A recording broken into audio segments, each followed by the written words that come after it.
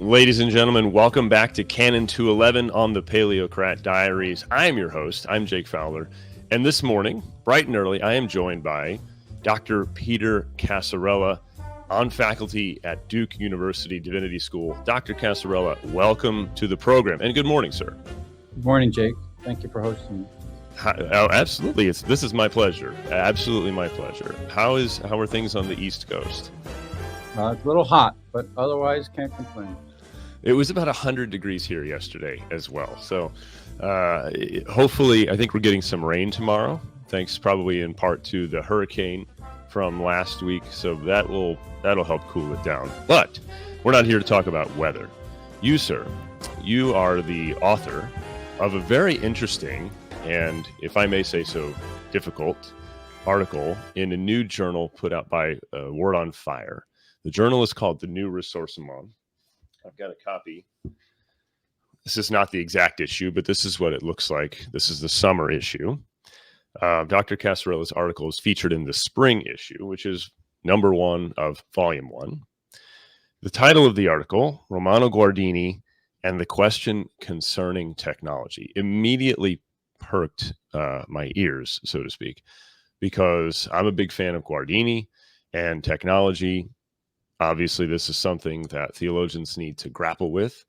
So let me begin by welcoming you once more. And perhaps could you offer a brief overview of your article and why you wanted to write something like it? Sure. So the question itself, the so-called question concerning technology, has been on my mind for a long time. It was actually the question that I read about when I was in college, and that I, on that basis, for good or ill, decided to write my senior thesis on Heidegger. And then I left it aside because of a kind of disappointment with the way that Heidegger resolved things in the end, and only came back to it recently at the invitation of the New Ressourcement Conference, which was organized by Word on Fire. Having studied Guardini over the years, but deciding to dedicate myself to the contemporary of Heidegger, Romano Guardini, who looks at the question concerning technology, sometimes in the same way as Heidegger, but through a Christian lens. I wanted to highlight here, and then eventually in the book I hope to write on Romano Guardini on technology and liturgy, I wanted to highlight how a Christian perspective could look as deeply as Heidegger did, but get beyond many of the constraints that I had discovered in Heidegger's approach. So it seems Heidegger has a sort of pessimistic, if I'm understanding you correctly, what you wrote is that he thinks that the question concerning technology is actually bringing about the end of the history of being. And he was a metaphysician, if I recall. So he made being, the study of being, his living. And it seems like, again, if I'm reading this right, that he was very put off by this whole thing. And you contrast that with Guardini's, maybe not, optimism is an okay word, but I don't think Guardini is very excited about all this new technology, but I think he doesn't view it as much of a threat as Heidegger might. Am I on track here? I think both think of it as a threat, but what the new dimension that you find in Guardini is the hope that comes from the resurrection of Jesus Christ, which is systematically excluded, among many other things, in Heidegger's worldview. So how does Heidegger in general approach this question? Or maybe actually, let's back up. What is the question that they're trying to solve, that they're tackling? So both are writing in Weimar, Germany, with Hitler's rise to power, and both are having to, in different ways, come to grips with that. Neither of them were particularly successful. Heidegger actually embraces Hitlerism and is rewarded with a post as rector or president of the University of Freiburg, and he ends his presidential address with a Heil Hitler.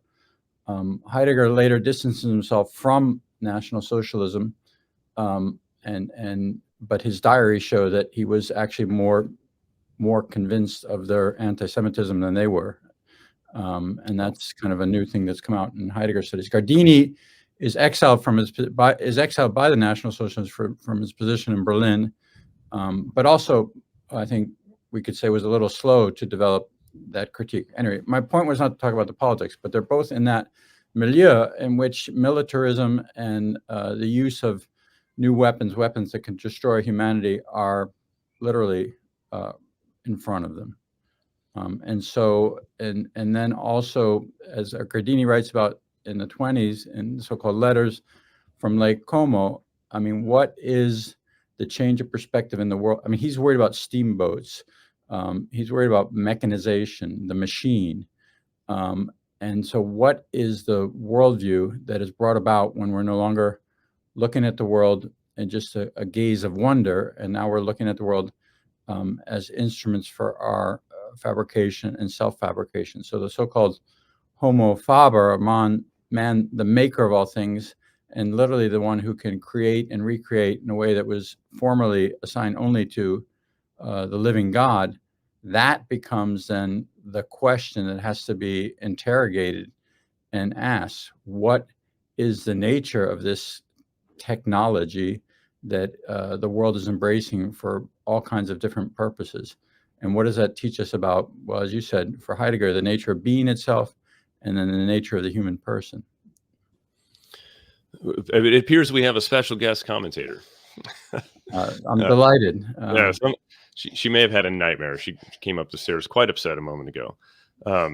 But so that's very enlightening. And so Heidegger and Guardini then, from roughly the same cultural context, approaching these in two different ways. And then it's obvious that the distinction is in Guardini's Catholicism. And I'm assuming Heidegger is an atheist, but I don't know that for sure. Let me say just a word about that. That's actually that's basically true. Heidegger at one point was very immersed.